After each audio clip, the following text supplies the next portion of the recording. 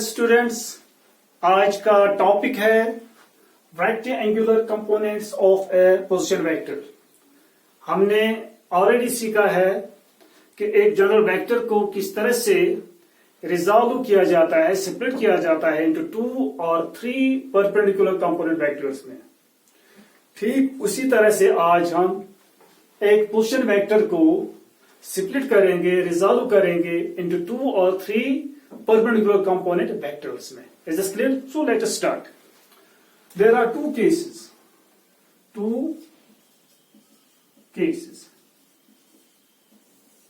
Number 1, position vector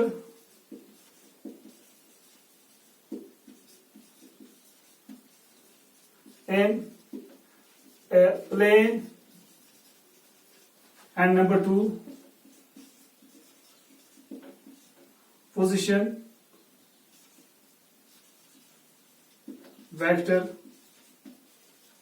in space. These are the two cases. या position vector plane पे होगा या position vector space में होगा। ठीक है, अब ये जो let me tell you one thing here, ये जो पोजिशन वेक्टर होता है it is always associated with a particle, चाहे वो पार्टिकल रेस्ट पे हो चाहे मोशन में हो। Is this clear? अब ये पोजिशन वेक्टर क्या डिस्क्राइब करता है? It describes the position of the particle, that's why it is called position vector. ठीक है, ओके। अब अगर पार्टिकल मूव कर रहा होगा या रेस्ट पे होगा, प्लेन पे रेस्ट पे होगा या प्लेन पे ही मूव कर रहा होगा, तब उस वक्त जो पोजिशन वेक्टर एसोसिएट होगा उस पार्टिकल के साथ वो टू डायमेंशनल होगा, that would be two dimensional. Is this clear? Okay, या उसको हम कहेंगे position vector in a plane. Is this clear? For example projectile motion. ठीक है, जो प्रोजेक्टाइल होता है, जो उसकी मोशन होती है, उसके साथ जो पोजिशन वेक्टर होता है वो हमेशा प्लेन पे ही लाई करता है। इसी तरह से motion, circular motion is another example. ठीक है ना? सो सर्कुलर मोशन भी टू डायमेंशनल मोशन है, प्रोजेक्टाइल मोशन भी टू डायमेंशनल मोशन है। जहां पे भी टू डायमेंशनल मोशन होगी पार्टिकल की, वहां पे जो पोजिशन वेक्टर होगा वो हमेशा प्लेन पे ही लाई करेगा। To dimensional motion. ठीक है, सो पोजिशन वेक्टर कब प्लेन पे होगा? जब टू डायमेंशनल मोशन होगी। इन शॉर्ट वी कैन से, अब पोजिशन वेक्टर स्पेस में कब होगा? जब पार्टिकल कहां पे होगा? स्पेस में, चाहे वो रेस्ट पे होगा या मोशन में होगा, या we can say two dimensional motion, three dimensional motion. ठीक है, पार्टिकल की थ्री डायमेंशनल मोशन होनी चाहिए। For example motion of a flying bird, motion of a flying bird, वो ऊपर भी जाता है, लेफ्ट भी जाता है, राइट भी जाता है, आगे भी जाता है। So the motion of flying bird, flying aeroplane is an example of three dimensional motion. Is this clear? इस तरह से motion of A dust particle, random motion of a dust particle where in air. Is this clear? वो भी example है three dimensional motion की। Three dimensional motion. Is this clear? And now we will discuss these two cases one by one in detail. पहला first case, अब पहले discuss करेंगे हम first case, position vector in a plane. Plane पे ले लेंगे position vector in a plane. Okay, for that जैसे कि अभी मैंने बता दिया, जब पार्टिकल की टू डायमेंशनल मोशन होगी। ठीक है, अगर पार्टिकल मूव कर रहा होगा ऑन ए प्लेन, उसकी पोजीशन लोकेट करने के लिए, उसकी मोशन डिस्क्राइब करने के लिए we require two dimensional rectangular coordinate system. Two dimensional rectangular coordinate system, x axis and this is y axis. Here is origin O. ठीक है, and now suppose at any instant of the particle is moving here on this plane, xy plane पे move कर रहा है, Suppose at any instant of time, the particle is somewhere here at point P with position coordinates x and y. Is this clear? एक particle इस plane पे move कर रहा है, किसी टाइम पे मान लीजिए वो यहाँ पॉइंट P पे है उसकी पोजीशन, तो एट पॉइंट P यहाँ पे इसके कोऑर्डिनेट्स क्या है, x and y. x means x distance in x direction, y means y distance in y direction. Is this clear? So these are x and y coordinates. Okay? And now अब इसका position vector देखेंगे क्या है. So what is the position vector of the particle at the given instant of time? The position vector of the particle is an arrow. अब हम एक arrow draw करेंगे from the origin of the coordinate axis to the position of the particle at the given instant of time t. ये हमने arrow draw कर दिया. यहाँ पे पार्टिकल है, अब हमने एरो ड्रा कर दिया from the origin of the coordinate axis.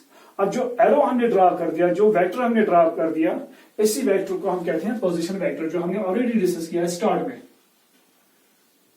जब हमने इस वेक्टर्स का चैप्टर स्टार्ट किया तो दूसरे लेक्चर में या तीसरे लेक्चर में हमने पोजीशन वेक्टर डिस्कस किया था. उन्हीं दिनों position vector it is represented by R. Okay, it is vector, it possesses magnitude as well as direction. ये पोजीशन वेक्टर हमें क्या बताता है, वो तो ऑलरेडी हमने डिस्कस किया. यानी कि ये बताता है कि ये पार्टिकल कितना दूर है विद रेस्पेक्ट टू ऑरिजिन और किस डायरेक्शन में. ठीक है, दोनों चीजें बता रहा है, मैग्नीट्यूड के बारे में एंड डायरेक्शन के बारे में. So it's a vector. ठीक है, पोजीशन वेक्टर इसको हम कहते हैं. अब इसी पोजीशन वेक्टर को हमें क्या करना है, रिजॉल्व करना है, स्प्लिट करना है इनटू टू कंपोनेंट वेक्टर्स में. ठीक है, टू परपेंडिकुलर कंपोनेंट वेक्टर्स में. तो उसके लिए हम क्या करेंगे, यहां से एक परपेंडिकुलर ड्रा करेंगे. जो तरीका है, जो प्रोसेस है, वही तरीका यहां भी हम फॉलो करेंगे. Draw a perpendicular from the tip of the position vector on what, on X axis. ठीक है, अब यहां पे ये एक इंटरसेप्ट बन रहा है. मान लीजिए O N is an intercept of the position vector on X axis and this intercept, this is one intercept. इसी तरह से दूसरा परपेंडिकुलर यहां से ड्रा करेंगे on what, on Y axis. ठीक है, यहां से दूसरा इंटरसेप्ट बन गया, इसका नाम रखिए पी एम इस परपेंडिकुलर का. तो दूसरा इंटरसेप्ट यहां से बन गया along y axis. These are the two intercepts of the position vector r. ठीक है, ओके. अब O से लेकर N तक कितनी डिस्टेंस है, इट इज x डिस्टेंस. ठीक है, और N से लेकर P तक कितनी डिस्टेंस है, इट इज y डिस्टेंस. जब हम x डिस्टेंस मूव करेंगे along x axis, then y distance move करेंगे along y axis, we will reach here at point P. Is this clear? Okay. तो this is a rectangle. Okay, opposite sides are equal and parallel. तो अगर ये x है, ये भी x होगा, ये y है, ये भी y है. Is this clear? चलिए अब देखिए, अब ये जो इंटरसेप्ट है, अगर हम एरो दो ड्रॉ करेंगे from the origin of the coordinate axis. यहां से हमने एक एरो ड्रॉ कर दिया फ्रॉम O to N, फिर दूसरा एरो यहां से ड्रॉ कर दिया फ्रॉम O to M. जो ये दो इंटरसेप्ट बनते हैं, one along X axis, second along Y axis. मैंने दो एरो ड्रॉ कर दिए, O N vector and O M vector, and therefore these two vectors are the two rectangular components of the given position vector R. इसी तरह से हम करते हैं. तो एक पोजीशन वेक्टर यहां से आ गया, दूसरा पोजीशन वेक्टर यहां से आ गया, और जो इसका पोजीशन वेक्टर है अलोंग एक्स एक्सिस, वो हम एक्स से ही रिप्रेजेंट करते हैं. वो हम इस तरह से रिप्रेजेंट नहीं करते हैं, और एक्स इस तरह से नहीं. जैसे कि जनरल वेक्टर होता है ए, तो उसका एक कंपोनेंट अलोंग एक्स एक्सिस हम ए एक्स से रिप्रेजेंट करते हैं, दूसरा कंपोनेंट हम ए वाई से रिप्रेजेंट करते हैं अलोंग वाई एक्सिस. पर यहाँ पे उस तरह से नहीं करते हम. यहाँ जो इसका कंपोनेंट होगा अलोंग एक्स एक्सिस, वो एक्स से ही रिप्रेजेंट करते हैं. क्यों? Because these two particular axis और what, position axis, these are the position coordinate axis. अगर जनरल वेक्टर होगा, मान लीजिए वेलोसिटी वेक्टर होगा, एक्सेलरेशन वेक्टर होगा, वेलोसिटी वेक्टर है यहाँ पे, इसको रिजॉल्व करना है. ठीक है, तो उस वक्त हम टू परपेंडिकुलर एक्सिस ड्रॉ करते हैं, यहां से एक, यहां से एक. तो ये जो दो परपेंडिकुलर एक्सिस होती है, उस वक्त ये पोजीशन एक्सिस नहीं होती है. These are the velocity axis. यहां से इस डायरेक्शन में x कंपोनेंट होती है वेलोसिटी का, यहां से y कंपोनेंट होता है। These are the two axes, ये भी x एक्सिस है, ये y एक्सिस है, but both are velocity axes। ये भी velocity axis है, ये भी velocity axis है, मगर यहाँ पे ये दोनों एक्सिस क्या है, पोजिशन एक्सिस। और किसी पार्टिकल की जो पोजिशन होगी उसको डिस्क्राइब करने के लिए we need these coordinates x y, इस तरह से थर्ड कोऑर्डिनेट की भी जरूरत होती है, दैट इज z। तो x से पोजिशन रिप्रेजेंट करते हैं, y से रिप्रेजेंट करते हैं position. Is this clear too? यहाँ पे इन दिस केस हम x जो कंपोनेंट होगा वो भी x से रिप्रेजेंट करते हैं, जो परपेंडिकुलर कंपोनेंट होगा वो भी y से रिप्रेजेंट करते हैं। Is this clear? पर यहाँ पे ऐसा नहीं है, यहाँ पे जो x कंपोनेंट होगा पोजिशन वेक्टर का वो डायरेक्टली हम x से ही रिप्रेजेंट करते हैं, और जो y कंपोनेंट होगा पोजिशन वेक्टर का वो डायरेक्टली हम y से ही रिप्रेजेंट करते हैं। Is this clear? This is the difference, this is the only difference between the general vector and the position vector. Okay, so the two components, अब जो डायरेक्शन होगी इन x along x एक्सिस, ठीक है, वो हम represent करते हैं unit vector i से। सो i is unit vector along x axis and j is unit vector along y axis। Then the two components of the given position vector are, जो given vector हमारे पास है r, ठीक है, तो इसके to rectangular components क्या है, x I, ठीक है, plus y j। Is this clear? ये इसके रेक्टेंगुलर कंपोनेंट्स हो गए, both are perpendicular to each other, ठीक है। अब मान लीजिए ये जो position vector है, it makes an angle theta with this x axis, yeah, we can say with the x component of the position vector, okay, theta angle बनाता है।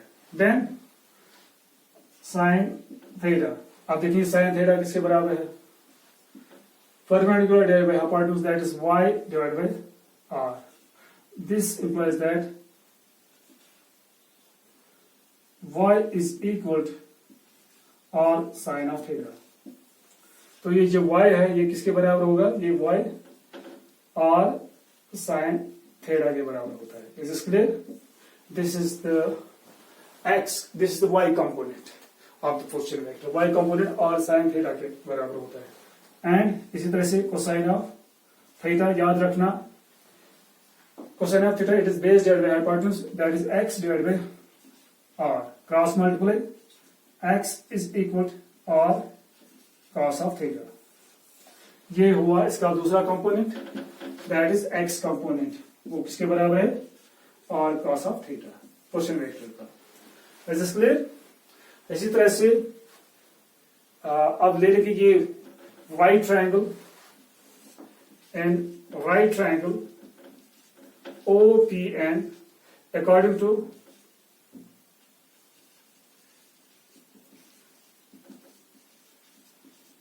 Pythagoras theorem।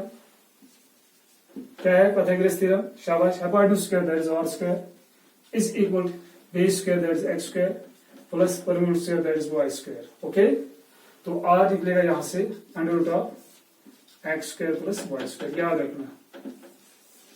This is the another relation. इसी तरह से ये theta भी major कर सकते हैं with the help of the relation tangent theta, ठीक है, टेंजेंट थीटा किसके बराबर होता है, tan theta is perpendicular divided by hypotenuse, perpendicular divided by base, sorry, y divided by x। This is the another expression. So tan theta is y by x, y divided by x। Is this clear? Okay। और ये tan theta is equal to y by x, ये इस vector का slope के बराबर होता है, ठीक है ना, इसको स्लोप भी कहते हैं। सो ये इस तरह से हमने पोजिशन वेक्टर डिस्कस किया इन अ प्लेन। अब हम लेंगे position vector in space. Is this clear? चलो सेकंड केस अब डिस्कस होगा।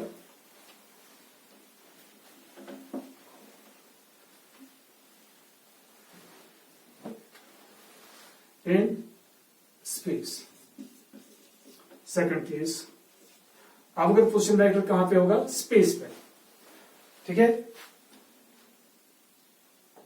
ये लीजिए एक वेक्टर हम ड्रा करेंगे यहां पे, पोजिशन वेक्टर पहले ले लेंगे। अगर पार्टिकल यहां पे मैंने पहले ही बता दिया, पोजिशन वेक्टर कब स्पेस में होगा, when particle is having 3-dimensional motion.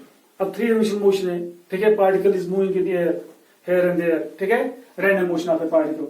तो उस वक्त उसकी पोजीशन या उसकी मोशन डिस्क्राइब करने के लिए we require what? 3-dimensional rectangular coordinate system. 3-dimensional. X-axis, Y-axis, and Z-axis. Suppose this is X-axis, this is Y-axis, this is Z-axis. And suppose I cap is the unit vector in X direction, and G cap is the unit vector in Y direction, and K cap is the unit vector in Z direction. Is this clear? Okay. Here is the origin of the coordinate axis O. Okay? And now suppose at inst of time the particle somewhere at point P in space, here at point P, ठीक है, यहां पे ले लेंगे at point P with position coordinates. अब particle कहां पे है? स्पेस में. उसकी पोजीशन लोकेट करने के लिए we require how many coordinates? 3 coordinates, 3 position coordinates are required. X, Y, and Z are the 3 position coordinates. Suppose X, Y, Z be the coordinates of the particle which is situated at point P. Is this clear? Okay. Now, अब इसका position vector draw करेंगे. Position vector is an arrow drawn from the origin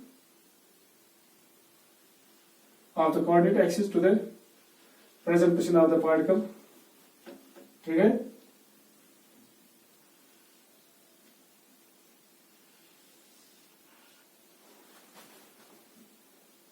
This is Z axis. Okay. यहाँ इस direction में जो unit vector है वो K से हम रिप्रेजेंट करते हैं. ओके, ठीक है.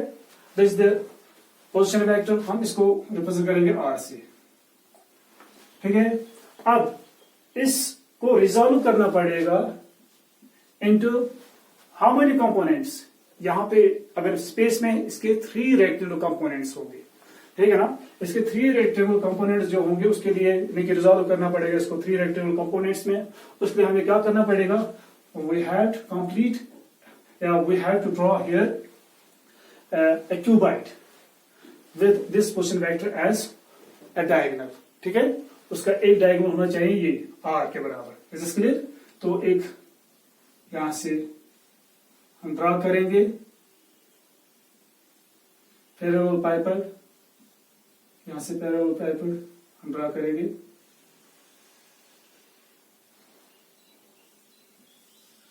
इस तरह से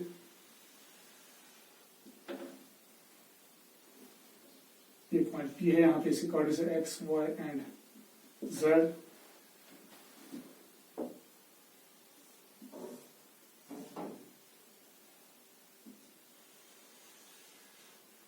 ठीक है. इसको मिलाएंगे यहां से, इसको मिलाएंगे यहां से, इसको मिलाएंगे यहां से. एक क्यूबॉइड बन गया यहां पे with R is one of its diagonals. ठीक है. इसका एक डायगोनल है R के बराबर. ये पोजीशन वेक्टर उसका एक डायगोनल रिप्रेजेंट कर रहा है. ठीक है. अब जो इंटरसेप्ट्स बन रहे हैं along X axis, along Y axis and along Z axis, ठीक है, these intercepts will represent the 3 rectangular components of the given vector R. Is this clear? एक इंटरसेप्ट यहां तक है, तो एरो ड्रा कीजिए यहां से. This is along X axis, ये इसका X component होगा. It is represented by X. ठीक है. इसको हम X से रिप्रेजेंट करेंगे. ओके. सेकंड कंपोनेंट होगा along Y, उसको हम Y से रिप्रेजेंट करेंगे. थर्ड इज along, यहां तक होगा. Third is along Z up to this point, इसको हम Z से ही रिप्रेजेंट करेंगे. So these are the 3 rectangular components of the given position vector R. Then R can be written as X plus Y plus Z. These are the 3 rectangular components of the given vector. ठीक है. यहां पे मैंने बता दिया I is the direction along X axis. तो vector X जो है इसको हम लिख सकते हैं X into I cap. X is the magnitude of the vector X and I cap is its direction. इस तरह से Y को हम लिख सकते हैं Y J. J is the unit vector in the direction of the vector Y in Y direction. Okay. इसी तरह से z, वेक्टर z को हम देख सकते हैं z into k cap. Therefore ये जो गिवन पोजीशन वेक्टर है r, it can be written as x I cap plus y j cap and z k cap. ठीक है, अगर प्लेन पे होगा तो खाली x एंड y आएगा, अगर पोजीशन वेक्टर स्पेस में होगा x y एंड z तीनों कंपोनेंट्स आ जाएंगे। Is this clear? तो इसी तरह से अब मैग्नीट्यूड देखेंगे। मैग्नीट्यूड जैसे हमने ऑलरेडी डिस्कस किया, तो यहाँ पे डायरेक्टली लिख सकते हैं magnitude of vector position vector r, वो r से हम रिप्रेजेंट करते हैं, it is equal under root of x square plus y square plus z square. Is this clear? ये हुआ मैग्नीट्यूड। ठीक है, ओके। इसी तरह से फिर हम बता सकते हैं इसके डायरेक्शन कोसाइंस भी, डायरेक्शन कोसाइंस। ठीक है, मान लीजिए ये वेक्टर जो है यहाँ पे पोजीशन वेक्टर, ये कितना एंगल, यहाँ से हम मान लीजिए ये एंगल बना रहा है alpha with X axis with X component and beta with Y component of the position vector and gamma with what z component of the given vector r. So these are called direction cosines, इनको हम direction cosines कहते हैं। तो जब हम simplify करेंगे, जैसे कि हमने ऑलरेडी दिखा दिया, तो यहां पे लिख सकते हैं हम cos ऑफ अल्फा किसके बराबर होगा, शाबाश, base divided by hypotenuse, that is base is x divided by r। ठीक है, इसी तरह से x यहां से मिलेगा r cos ऑफ अल्फा के बराबर, इसी तरह से y मिलेगा यहाँ पे बराबर, किसके बराबर होगा ये, r cos ऑफ बीटा। ठीक है, इस तरह से similarly z r cos of gamma के बराबर। ठीक है, these are the expressions for the magnitude of x component, magnitude of y component, magnitude of z component. Is this clear? Okay. ये हो गया rectangular components of position vector in space. ठीक है, कि 3 components वो मैंने दिखा दी। अब इसी तरह से अब हम डिस्कस करेंगे rectangular components of displacement vector. अब हम ले लेंगे डिस्प्लेसमेंट वेक्टर। ठीक है, तो उसके लिए यहां पे हम क्या करेंगे, we will consider the 3 dimensional motion of a particle.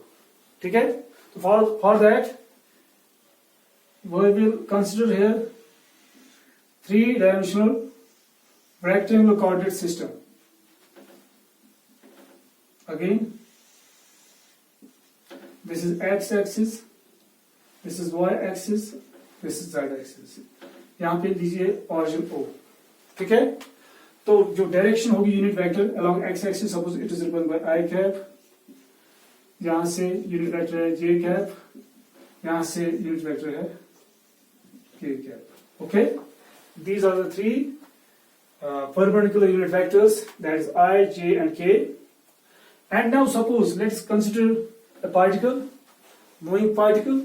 Suppose at any sub time the particle is somewhere in space here, suppose at point P, यहाँ पे ले लेंगे एक point P, और इसके पोजीशन कोऑर्डिनेट्स है x1, y1 and z1। ठीक है, suppose at any sub time the particle is somewhere in space at a point P।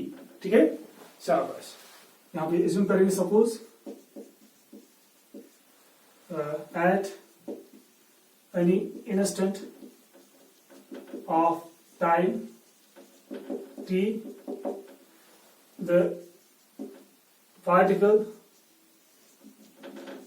is at point P with coordinates x1, y1 and z1। Okay, ये इसके coordinates है, position coordinates. यानी जब हम x1 distance move करेंगे along x axis, then y1 distance along y axis, then z1 distance along z axis बाहर आना है, तब हम पहुंचेंगे कहां पे, इस पॉइंट पार्टिकल पे। यहाँ पे मैं व्हाइट बोर्ड पे दिखा रहा हूँ, it is actually here in space, ठीक है। ओके, अब इसका पोजीशन वेक्टर ड्रा करेंगे। अब इसका पोजीशन वेक्टर क्या होगा,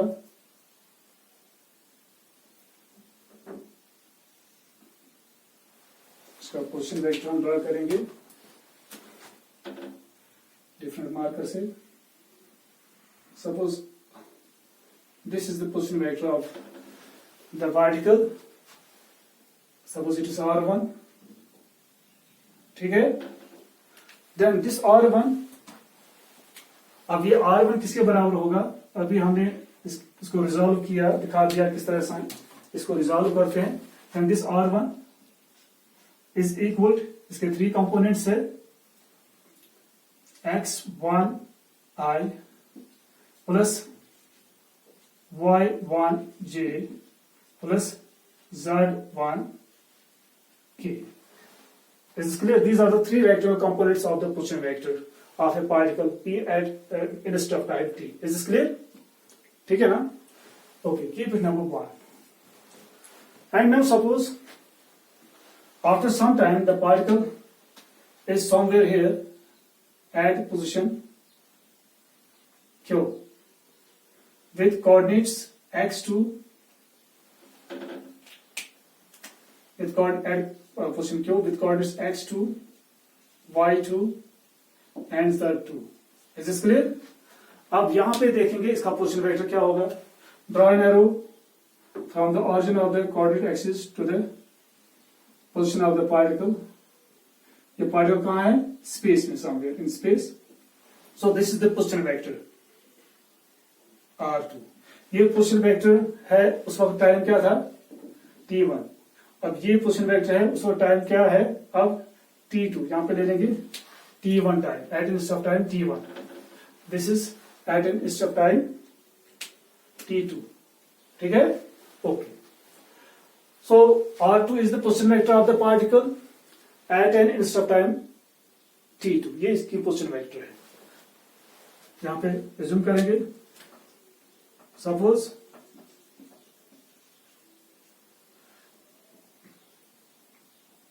the position, suppose q x2, y2 and z2 be the new position of the particle at time t2, ठीक है। Position vector at time t2 is now given by r2 in component form। इसके component, rectangular components क्या है, x2i, ये इसका x component है, plus इसका y component होगा y2j plus z2k। Is this clear? जब पोजीशन डिफरेंट होगी उस वक्त s का वैल्यू डिफरेंट होगा, y का वैल्यू डिफरेंट होगा, z का वैल्यू भी डिफरेंट होगा। Is this clear? Keep it number 2। पहले पार्टिकल था एट पॉइंट P, अब कुछ टाइम के बाद ये चला गया कहां पे, एट पॉइंट Q, ठीक है। अब हम एक एरो ड्रा करेंगे फ्रॉम द इनिशियल पोजीशन, ये है इसकी initial position to the final position, from initial position to the final position. Draw an arrow from initial position to the final position of the particle. जो हमने arrow draw किया, जो हमने already पहले ही discuss किया है स्टार्ट में, कि जो भी एरो ड्रा किया जाता है from initial position of the particle to the final position of the particle, उसको कहते हैं displacement vector. And this vector is called displacement vector. जो आपको पहले ही पता है, इसको डिस्प्लेसमेंट वेक्टर कहते हैं। And this displacement vector is represented by r12, means it is a vector, displacement vector from this P to Q. Is this clear? From the tip of r1 to the tip of r2. Is this clear? इसको हम लिखते हैं r12। शाबाश। And now अब यहां पे देखिए, this is a triangle, यह ट्रायंगल बन गया। All the 3 sides of this triangle represent 3 different vectors, है ना। ये साइड रिप्रेजेंट करता है एक वेक्टर, ये साइड रिप्रेजेंट करता है दूसरा वेक्टर, ये साइड रिप्रेजेंट करता है तीसरा वेक्टर। ठीक है, अब ले लेंगे यही vector triangle. Now an vector triangle OQP according to triangle of vectors, according to triangle law of vectors। अब ले लेंगे यहाँ पे ट्रायंगल ऑफ वेक्टर्स, यहाँ पे यूज करेंगे। ट्रायंगल ऑफ वेक्टर्स क्या कहता है? If two sides of a triangle represent two vectors taken in same order, then their resultant is represented by third side of the triangle taken in opposite order. अब देखिए ये R1 and R12 same order में है, तो इनका resultant कौन represent करेगा? R2, क्योंकि ये अपोजिट ऑर्डर में है। Is this clear? तो we get OP vector plus PQ vector is equal to OQ vector according to triangle of vector addition. What is OP? OP is the position vector. कौन सा position vector? R1, तो यहाँ पे R1 लिखेंगे plus what is PQ? It is displacement vector, that is R12. Okay, and what is OQ? OQ is the position vector R2. ठीक है, and now यहां पे लिखेंगे। अब इसके बाद R12 यहीं पे रखेंगे, इसको शिफ्ट करेंगे R1 को तो राइट साइड R2, ये प्लस, ये जब शिफ्ट होगा यहां पे ये बनेगा minus R1। So R12 is equal to R21। जो डिस्प्लेसमेंट वेक्टर होता है from initial position to final position, it is equal to the difference between the what position vectors of the particle. Is this clear? यानी कि R2 minus R1, ये R2 minus R1 के बराबर है। ठीक है, यानी कि final position vector minus initial position vector is equal to the displacement vector. Is this clear?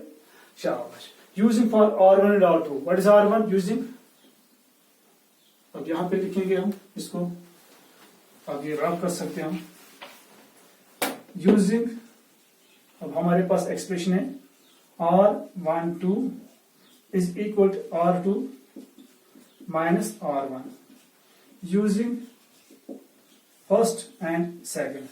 First and second, अब इसमें यूज कीजिए। What will you get here? Displacement vector किसके बराबर होगा? R2 के बदले ये एक्सप्रेशन आएगी x2 i cap, y2 j cap, z2 k cap. इसको ब्रैकेट में रखेंगे हम, माइनस करेंगे किसके साथ? R1 के साथ। This R1 here x1 i cap plus y1 j cap plus z1 k cap. ठीक है, अब इसको राइट साइड जो है इसको सिंप्लीफाई करेंगे। तो सिंप्लीफाई करने के बाद हमें क्या मिलेगा यहाँ पे? Now try to see here R12 is a displacement vector, it is equal to, यहाँ पे देखिए x2i x1i दोनों की डायरेक्शन सेम है बट बीच में नेगेटिव है माइनस i, तो ये दोनों इकट्ठे लिखेंगे तो i दोनों में से कॉमन आ जाएगा, तो we can write x2 minus x1, बाहर आएगा i कैप। तो इसी तरह से ये जो दो टर्म्स है y1 and y2 j is common, तो आएगा यहां से plus y2 minus y1 j common है, एंड देन प्लस इसी तरह से z2 minus z1, z2 minus z1 के कॉमन है, दोनों में बाहर आएगा ये। Is this clear? So this is the displacement vector and these are its rectangle components x2 minus x1, y2 minus y1 and z2 minus z1। is this clear to you? ठीक है, ये इसके रेक्टेंगुलर कंपोनेंट्स है। ठीक है, जो पहला component है उसका मैग्नीट्यूड कितना है x2 माइनस x1, जो दूसरा कंपोनेंट है y कंपोनेंट उसका मैग्नीट्यूड कितना है y2 माइनस y1। जो थर्ड कंपोनेंट है उसका मैग्नीट्यूड कितना है, z2 minus z1। Is this clear? याद रखना, दिस इज इन देखिए along x axis in I direction, this is along y axis that is in j direction, this is along z axis that is in k direction। is this clear? ये हुए इसके rectangular components, these three are the rectangular components of the displacement vector। अब है magnitude of the displacement vector r12। अब इसका magnitude किससे बराबर होगा, इस तरह लिख सकते हैं मैग्नीट्यूड, या खाली r12 से रिप्रेजेंट कर सकते हैं। That is under root of जो फर्स्ट कंपोनेंट है, ठीक है, उसका जो मैग्नीट्यूड है उसका square, magnitude of the first component square of the magnitude of first component. What is the first component, x component, it is x2 minus x1, इसका square आएगा, ठीक है, प्लस इस तरह से y2 माइनस y1 का square plus z2 minus z1 का square. Is this clear? या थोड़ा सा यहाँ पे पहले में लिखेंगे, यहाँ पे r12 is equal r12 under root of x2 minus x1 square plus y2 minus y1 square plus z2 minus z1 square। Is this clear? This is the expression for the magnitude of the displacement vector। Is this clear? तो इस तरह से हमने question vector को आज दिखा दिया किस तरह से रिजॉल्व किया जाता है into it is rectangular components, चाहे क्वेश्चन वेक्टर प्लेन पे लाई कर रहा हो या स्पेस में। तो फिर हमने दिखा दिया कि डिस्प्लेसमेंट वेक्टर को कैसे रिजॉल्व किया जाता है, यानी उसके रेक्टेंगुलर कंपोनेंट्स क्या है वो भी हमने दिखा दिया, और उसका मैग्नीट्यूड किससे बराबर होगा वो भी हमने दिखा दिया।